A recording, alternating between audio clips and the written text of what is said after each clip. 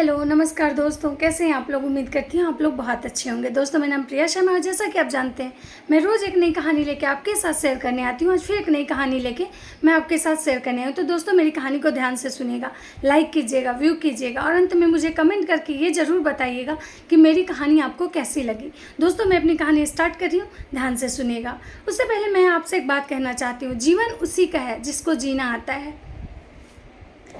मेरी कहानी एक ऐसे घर की है जहाँ पे एक बीना रखा हुआ था। उस घर के कोई बुजुर्ग ऐसे रहे होंगे जिनको बीना बजाना आता होगा, तो उस घर के कोने में एक बीना रखा हुआ था। घर के किसी सदस्य को बीना बजाना नहीं आता था, इसलिए उस बीना का उस घर में कोई भी महत्व नहीं था, कोई वैल्यू नहीं था। बस पड़ा पड़ा उस पर धूल जम रहा था। कभी कभी बच्चे खेलते खेलते उसके तार को छेड़ देते तो एक आवाज़ होती जिससे घर के लोग परेशान हो जाते थे। जब रात में घर के लोग सारे सदस्य सोए होते थे तो कभी कभी बिल्लियाँ उस पर झपट्टा मारती तो भी वो बीना के तार बज जाते, तो घर के लोग परेशान हो जाते थे क्योंकि उनका नींद खराब हो जाता था।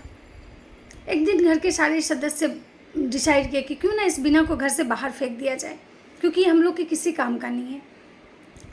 ऐसा सोचते हुए बहुत दिन निकल गए। एक दिन घर की साफ सफाई हो रही थी और घर के सारे सदस्य मिल के उस बीना को घर से फेंकना चाहते थे, और ऐसा ही हुआ। उन सब लोग मिलके उस वीणा को घर से बाहर फेंक आए, एक चौराहे पे जहाँ से बहुत लोग आते जाते थे।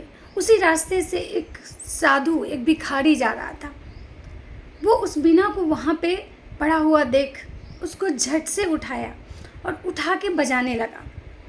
जब वो वीणा बजाने लगा तो उस चौराहे पे, जो कि जहाँ से कि आदमी आता जाता था लेकिन बहुत कम लोग आते जाते थे क्योंकि वो मोहल्ले का नुक्कड़ था, लेकिन उसकी बीना की आवाज़ सुन के सारे मोहल्ले के लोग और जो आने जाने वाले लोग जो थे वहाँ पे खड़े हो गए और मंत्र मुग्ध होके उस बीना की आवाज़ को सुनने लगे, क्योंकि वो उस बीना को बहुत दिल से बजा रहा था, बहुत ही प्यार से, दिल से, जिसको सुन के वो जो घर वाले थे जो उस वीणा को बाहर फेंक आए थे वो भी बाहर आके निकल के उस वीणा के धुन को सुनने लगे।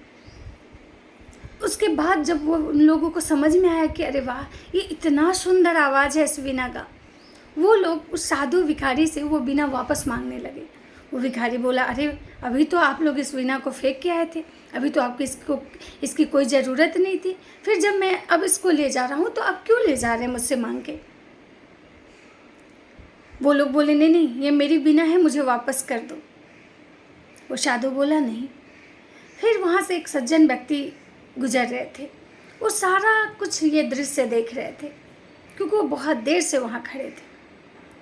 फिर वो सज्जन व्यक्ति जो थे वो उस फैमिली मेम्बर के पास आए और उन्हें वो समझाए, बोले कि देखिए ये बीना सच में आपकी है और आप पे का इस पे पूरा अधिकार है, लेकिन जो चीज़ अगर आपके काम की ना हो के किसी और के काम आ जाए तो वो काम ज़रूर करना चाहिए।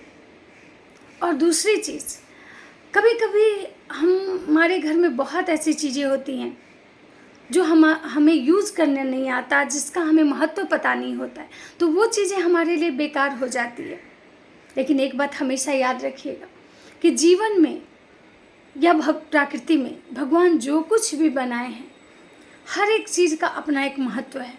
भले ही वो आपके काम का ना हो, आपके लिए महत्वपूर्ण नहीं हो, लेकिन वो किसी के लिए न किसी के लिए बहुत ही महत्वपूर्ण ज़रूर होता है।